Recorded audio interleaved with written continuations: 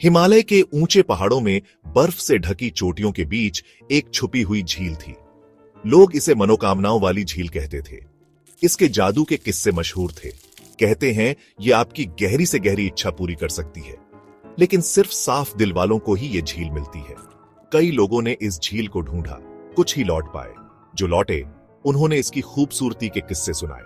उन्होंने बताया कि वहां पहुंचकर उन्हें बड़ी शांति मिली। इस झील में एक रहस्य था, इसकी गहराई में एक खामोश वादा।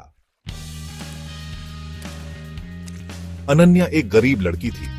वो अपनी मां के साथ एक छोटे से गांव में रहती थी। उसकी मां ही उसकी दुनिया थी, लेकिन उसकी मां बीमार थी, बहुत बीमार। अनन्या बेबस महसूस कर रही थी। उसने मनोकामनाओं वाली झील के किस्से सुने थे। क्या यह सच हो सकता है? क्या यह उसकी मां को बचा सकता है?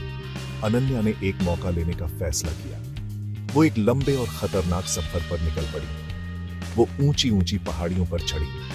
वो तेज बहती नदियों को पार करी। अपनी मां के लिए अनन्या के प्यार ने उसे ताकत दी। आखिरकार उसे वो मिल ही गई। मनोकामनाओं वाली झील उसके सामने चमक रही थी। अनन्या की आंखों में आंसू आ गए।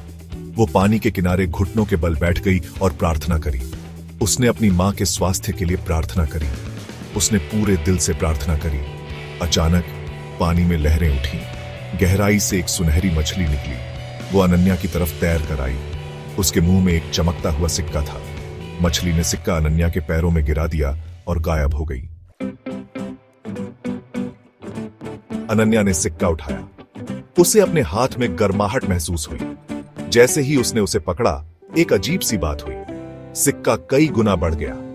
अब उसके हाथ में मुट्ठी भर सोने के सिक्के थे। अनन्या बहुत खुश हुई।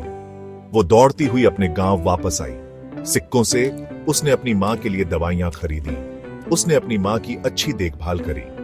धीरे धीरे उसकी मां ठीक होने लगी। अनन्या का दिल कृतज्ञता से भर गया। मनोकामनाओं वाली झील ने उसकी प्रार्थना सुन ली थी। इसने उसे उम्मीद दी थी। इसने उसकी मां को बचा लिया था।